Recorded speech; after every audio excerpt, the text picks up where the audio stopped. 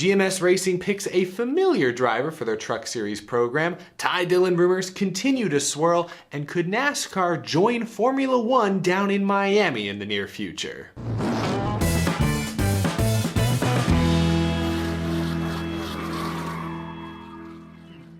How's it going, y'all? My name is Eric. Welcome to Out of the Groove. I hope you all had a fantastic week. Talladega weekend is upon us. The Truck and Xfinity Series hit the high banks here shortly, but first, we've got a ton of news to catch up on from this past week. Some silly season news, some future schedule rumors, a lot of good stuff. We'll get to all of it in just a moment. First, this episode is sponsored by Hitchfire Grills. I've shown this off before, but I can't express enough how cool these things are. As the name suggests, Hitchfire Grills can be hitched right to the back of your truck. Drive down the freeway to the perfect tailgating spot or camping spot wherever your journey may take you, and the grill can be fired up, ready to use in seconds. My friends took advantage of this out at Nashville Super Speedway this summer. It was awesome. Sleek design, simple to use. Hitchfire Grills, you can learn more about them by clicking the link down in the description below, but thank you to Hitchfire Grills for supporting Out of the Groove and sponsoring this episode. There's a lot that I want to cover in this episode. Let's start with some silly season conversations. First, earlier this week, Ricky Stenhouse Jr. was confirmed will return to JTG Doherty next season. He will remain in the 47 car. Pretty crazy to think that next year will be Ricky Stenhouse Jr.'s 10th Cup Series season. I know a lot of fans know him as Ricky Spinhouse, but I will give Ricky Stenhouse Jr. some credit. His numbers this season have been pretty solid. His average finish in 2021 is 18.7. That's nearly 4 positions better than his average finish in 2020, which was 22.6. So no wins. Of course, they missed out on the playoffs, but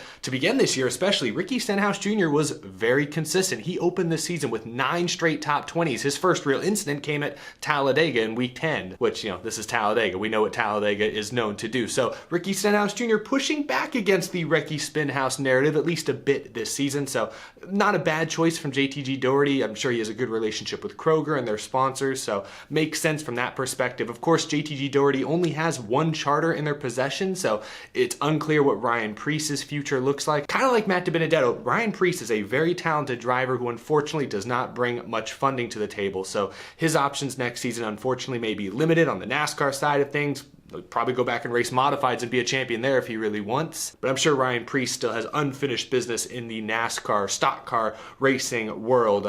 We saw what he could do, behind the wheel of a competitive truck at Nashville earlier this year. He went out and won in his first race, his first truck race ever. So Ryan Preece is very talented. I hope he lands a competitive truck or Xfinity ride. I don't think a competitive Cup ride is on the table, but hoping Ryan Preece sticks around because we have not yet seen the best of Preece. And I think NASCAR fans deserve to see Ryan Preece in competitive equipment consistently, no matter if it's Cup, Xfinity, or even trucks. I want to see him win some races because he can do it. But Ricky Stenhouse Jr. lands that 47. I guess consistency is key there. Now let's talk Truck Series silly season. One of the juggernauts of the Camping World Truck Series, the defending series champion team, of course, GMS Racing made a big announcement yesterday afternoon. Grant Enfinger will join the team next season on a full-time basis. In fact, they announced he signed a 2-year contract with the team. He will be driving the number 23 truck full-time. Get a load of this wrap, this paint scheme. Oh, y'all know I love a good yellow and black scheme. This is phenomenal. Words cannot describe how much I love this champion paint scheme right here. Fit for a championship driver. Grant Enfinger won the 2015 ARCA Menards Series Championship driving the number 23 for GMS Racing. So this is sort of a reunion of sorts. That's why I said at the beginning of this video, a familiar face, if you will. Grant Enfinger is 36 years old. He'll be 37 by the time next year rolls around. So not the youngest driver in the field, not an up-and-coming superstar necessarily. He's been around a little while, but this season, unfortunately, his schedule kind of fell apart. He only ran about half the races for ThorSport, which has been his team the last few years. He's run kind of the other half of the races for Cody Rohrbaugh. I always say his name wrong. Rohrbaugh. That's such a hard name to say. Cody Rohrbaugh, the 9 truck. He's been in the 9 truck for like half the races. He's run almost the full truck schedule this year, but half of it's been in B tier equipment. But he's made the most of his opportunity. He's run really well. He's run up near the front, especially during his ThorSport opportunities. I'm a big Grant Enfinger fan. I mean, it's a shame that he was forced to run part-time time for ThorSport this year? Because last season he was really their most consistent driver for much of the season, winning 4 times. So it's a shame that ThorSport kind of scooted him out the door the way they did, but I'm glad GMS Racing is picking him up. Think of it this way, GMS Racing needs a veteran, a proven veteran, to help lead some of these young drivers they've had come up through their system. Like after last season, they let Brett Moffitt go. He was a champion, a veteran. That was maybe questionable. They kind of burned bridges between the two, it looked like. So that relationship didn't end on a super high note. But this year they've had drivers like Chase Purdy and Jack Wood, Tyler Anker, of course, Zane Smith's been successful. Don't know exactly what their 2022 driver lineup will look like, but safe to say there will be some young up-and-coming drivers in their system. And having a veteran like Grant Enfinger sort of leading the way, both statistically, but also sort of in a mentor role, I think that's important not only for GMS Racing and their future, but also for Chevrolet. A lot of these drivers I'm talking about, like Zane Smith or Sheldon Creed, of course, who's driving for them this season, they're a part of that Chevrolet Driver's Edge program. That's their development system for not just their truck teams, but presumably their Xfinity and Cup teams going forward. Sheldon Creed's moving up to Xfinity next season with RCR, so someone needs to fill that void. And Creed's not a veteran, he's very talented, but he's also a young driver, so I think it's a good move from GMS to bring a veteran, a winner, into that team and into the fold next season. I think that'll be good for everyone involved, including, of course, Grant Enfinger. Now, speaking of GMS, let's talk about their new Cup Series operation. So, according to Bob Pockrass, GMS President Mike Beam said their Cup Series car will be full-time next year. Wouldn't say the driver, although as Bob Pockrass says, Ty Dillon is reportedly the front runner, but they will be at the October 11th and 12th next gen test at Charlotte. And then he mentions there that their full truck series lineup has not yet been decided, but we talked about this a week or two ago. Ty Dillon rumored to be the front runner to land the full-time, at least now that's confirmed, full-time GMS Cup Series ride.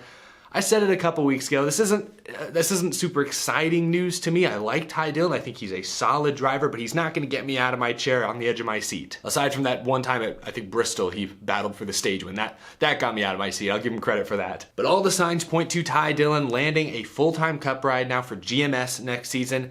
I'm not a huge fan of the move, but I also understand it. Like I said a couple weeks ago, GMS is an all-new team, and while Ty Dillon may not be a thrilling driver, he's not a superstar by any means. He has 4 full years of Cup Series experience. He's not gonna wreck your equipment. He's gonna do exactly what a brand new team needs their driver to do. I'm not gonna say he's gonna get the most out of the equipment, but he's gonna get a lot out of the equipment. He's gonna stay out of trouble. He's gonna keep his nose clean. And let's face it, Ty Dillon does have that Richard Childress connection. He is his grandson, big time Chevy team owner. There's a relationship there. So I'm sure Ty Dillon is bringing some funding to the table. I don't think they're just giving Ty Dillon the GMS ride with no funding attached. No, I think he's bringing in some sponsorship. I noticed he had South Point on his Xfinity car this last weekend at Las Vegas, which is a sponsor we've seen sponsor many RCR cars in the past. So I'm just saying there is a connection there. Ty Dillon has his connections and resources, but he is a more than competent driver. So yeah, while I'm not thrilled about this move, assuming it does turn out to be Ty Dillon in that car, it's understandable. But that test, as Bob Pockrass notes, is like a week and a half away. I would assume GMS is going to need to send a driver to that test. We'll probably find out soon who their proposed driver will be. So Ty Dillon, any Ty Dillon fans still out there? Looks like he's coming back. Of course, that has not yet been confirmed, but it sounds fairly likely. Now, we've talked about silly season. I know there's, again, a Talladega truck and Xfinity race on the horizon, so I want to get y'all out of here fairly quick. But I'd be remiss if I don't address this article that was published yesterday on Racer.com. Miami F1 track open to hosting IndyCar or NASCAR if schedules align. I'm sure any NASCAR fan or IndyCar fan that reads that headline will immediately have their interests piqued. I know my interest was, for sure. Now, any of you who haven't kept up, yes, Formula One will race in the streets of Miami next year. In fact, their race is scheduled right now for May 8th, 2022. They're setting up a road course configuration around the stadium that the Miami Dolphins play in. And in this Racer.com article, the CEO of the Miami Dolphins, who's also acting as sort of the race manager, Tom Garfinkel, was asked about the possibility of other series maybe one day joining Formula One or racing on the same track, the same configuration. And here's what Mr. Garfinkel had to say. I think it's possible, but the limited time window from the scheduling standpoint is really the challenge. You start getting too far after the F1 race, and it gets real hot in Miami in the summertime. Before the race, you've got the Miami Open, tennis tournament in late March every year, and football season before that, so it'll be limited to what we can do on the track in terms of these events. So the track and the whole experience has been designed around the Formula One event.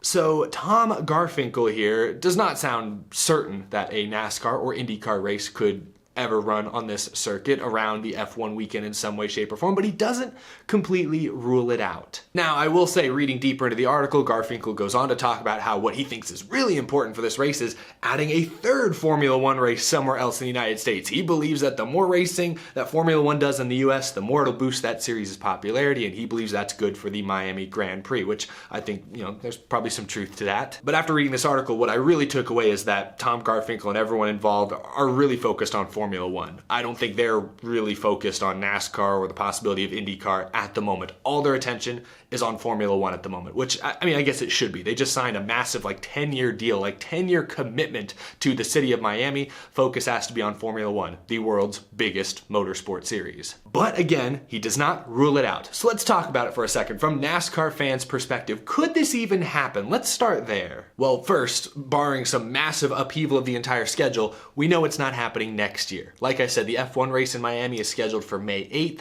That same day, NASCAR is currently scheduled to be in Darlington, racing there. And we've already talked about the fact that next year's schedule only has one off weekend for the NASCAR Cup Series, so it's unlikely we'll see the Cup cars run any sort of road course race in Miami next season. But again, it's a 10-year deal for Formula One, at least supposedly. So what about 2023 or 2024? Could something happen a couple years down the line? Maybe? I don't really have a good answer for that. I'll admit, I don't watch Formula One nearly as closely as I watch NASCAR, so I'm not as familiar with their weekend or week-long procedures leading up to a prestigious event. But I have to imagine from a logistical standpoint, it would be at least somewhat difficult to bring NASCAR in, especially the Cup Series in, on the same weekend or even the same week or the few days leading up to the event. I imagine that could be quite difficult. So maybe we could see a NASCAR Cup race a full week before the F1 race or a week after, maybe that window. But at that point, would it even be worth it for NASCAR? I have no idea. One thing I know for sure, and I bet many of you fans are thinking the same thing, I would hate to see a Miami street course race replace Homestead Miami Speedway, the best intermediate track currently on the NASCAR schedule. I don't want to see that go away. I know mile and a halfs are kind of out of style, but Homestead Miami Speedway, regardless of rules package, regardless of series or car, consistently puts on entertaining racing. The drivers love it. Fans, for the most part, seem to really enjoy it. So I do not want to see NASCAR go to a Miami street race at the expense of the nearby Homestead Miami Speedway, which maybe it's possible to do this without disrupting Homestead Miami Speedway. Next year, Homestead Miami is on the schedule in the fall in the playoffs, whereas the F1 race is in the spring or early summer in May. So assuming that continues for years to come, maybe NASCAR could run a spring race at the road course, and of course their fall playoff race could still be at Homestead Miami Speedway. I'd be okay with that, but for the love of all that is holy, do not replace Homestead Miami Speedway with a street course. That's all I ask. That's the 1.5 miles I think most fans universally want to see stay on the schedule for the foreseeable future. But back to the possibility of NASCAR maybe sharing the track around the same time as the F1 race, one thing I think NASCAR should absolutely be comfortable with is being the opener to Formula One. NASCAR is having or will eventually have conversations about this. NASCAR is still the biggest motorsport in the United States by a significant margin, but Formula One is making big gains. This year, Formula One races are averaging over 900,000 live viewers on American television. The NASCAR Cup Series, of course, is still attracting millions every week. Like recently, the Daytona regular season finale on a Saturday night got nearly 4 million viewers. So still, Formula One not quite in the league of the NASCAR Cup Series yet, but it is growing and it is significant. But what is more significant is attendance numbers. The Formula One race in Austin, Texas here later this month is reportedly a sellout. They're expecting well over 300,000 fans over the course of the weekend. On race day, it'll probably be a little over 100,000 fans, but even then, compared to NASCAR's race in Austin earlier this year, they got about 55,000 fans to attend on race day. Still, Formula One's attendance, that makes people gasp. A lot of that is because there's only one, or next year I guess there'll be 2 races in the United States. NASCAR has like 100 NASCAR races in the United States every year, so obviously the scarcity of Formula One drives a lot of the interest in those select races, but still, NASCAR has to accept the fact that Formula One is a big deal, and I think it would be great if NASCAR somehow was able to run a Cup Series race the same week as Formula One at the same track in the same area. I personally think that would be really cool if it was logistically even possible, but NASCAR executives would have to be okay, would have to be comfortable being the opener, potentially. Say they race on Saturday, Formula One races on Sunday. I do not know if that's feasibly or logistically possible, but say that's the option that's on the table. I think NASCAR should take it. I don't want to see NASCAR get all weird about being the secondary series for a weekend, because I think getting a NASCAR product in front of Formula One audiences that come in from across the country, across the world, I think that could be a huge boost to NASCAR. They should be willing to look at it, even if they are the opener. I think it'd be a can't miss opportunity, but who knows? It's all speculative at this point. Next year's race is the first Miami Grand Prix, or the first time Formula One's doing this at this racetrack, so who knows how the event will go off, but it's apparently here to stay. Can NASCAR do something with it? That's the question I'm sure NASCAR is asking, or if they aren't asking yet, they will be asking soon enough. It's a question they should be asking, because Formula One is undoubtedly on the rise in the United States. NASCAR, meanwhile, IndyCar, meanwhile, kind of flatlining. You know, they're holding steady the last few seasons. They have solid numbers that are sustainable perhaps, but Formula One is doing something, and NASCAR should take notice and try to, take advantage of that if they possibly can. So that's all I have to say about that Racer.com article. Leave your comments down below. What are the odds of a NASCAR race on the streets of Miami, maybe the same week, month, or even the same weekend as Formula One? Is it possible? Who knows? Leave a comment down below. But that is going to do it for this episode. Thank you all so much for watching. Be sure to subscribe if you're new to the channel. We talk NASCAR pretty much every single day here on Out of the Groove. Talladega is going to be a spectacle this weekend. I can't wait for that. Thank you so much to my amazing Patreon supporters as well. I'm going to turn off the camera because Truck and Xfinity Series action at Talladega Superspeedway is just about here. Going to be a fantastic weekend of racing action. I'll be back tomorrow night to talk about everything we see this weekend. Enjoy the racing. I will see you all again very soon.